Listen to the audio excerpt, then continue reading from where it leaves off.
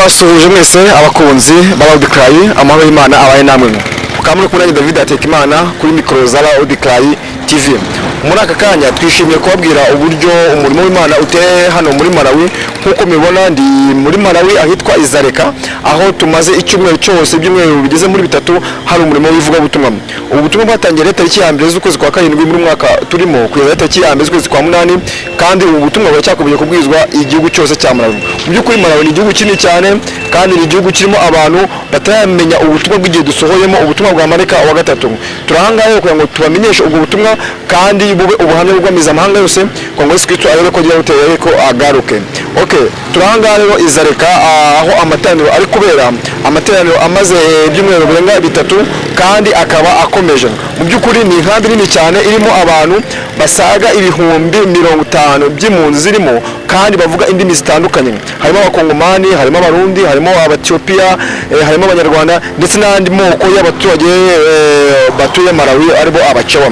Okay, umurimo uburyo upanzwe rero murabizi tumaze iminsi abantu benshi bitanga bijyanye no gutanga amafaranga yo kugura ibitabo. Inkunga yanyu twayibonye cyane, twabonye ibitabo by'intambara ikomeye kugana Yesu, kandi ibyo bitabo byose byagiye bituruka mu maboko yanyu, uburyo Imana yagiye bakoresha ikabaha uburyo mugatera inkunga uyu murimo. Turabashimira cyane.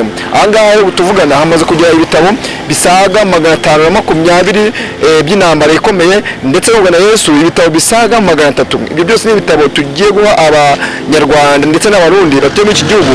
Twari dufite n'ibitabo by'igicewa ndetse n'igiswahili mu rurimi n'igiswahili muri kugana Yesu. Byose tugiye kubitanga, kandi uburyo uyu murimo upanzwe none amateraniro yabereye mu masite abiri atandukanye, dukoresha ibyuma ndangururamajwi, amamikoro turafite. Imana yaduhaye umugisha tubona uburyo tubona ibyo byuma, kuko muri Malawi mu by'ukuri cyane ko turashima Imana yuko amajwi yabashe kugera ahantu henshi hatandukanye cyane, kandi abarushaho kubyumva n'abenshi kubyishimira. Ni muri ubwo buryo rero muri iki cyumweru gisigaye imbere tugiye gutanga ibyo bitabo turiha abantu bose mu ngo zabo mu buryo bw'indangururamajwi. Tukaba turashimira, kandi izakurikira nyuma yabyo tugenda tubibagezaho uko bikurikirana.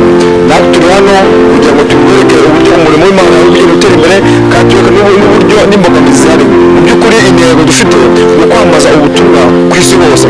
Ubu butumwa ivuga ubutumwa izaba mu gihugu cya Malawi, yerekera muri Mozambique, ndetse Imana iradushoboza tuzekera mu Zimbabwe, tuzageraho na Zambia, ndetse hose aho Imana izaduha uburyo bwose twiteguye kugenda ngo turangize uyu murimo. Tubavandimwe muri dufatanye gukaza inkunga cyangwa gutera inkunga uyu murimo w'Imana kugira ngo tuwihutishe. Yesu Kristo yaje ko bidatinze iyi si yacu igiye kurimbuka, isi yacu igiye gushira, ntabwo dusigaranye. Icyo dufite ni ugukurikira mu biganza by'Imana, Imana ikatuyobora.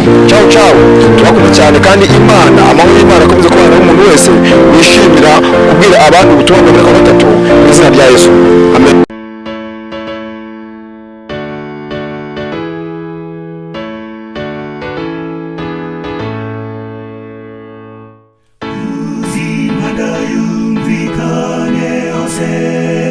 Yesu agiye kuza, muririmbe bagenzi mwishima, Yesu agiye kuza.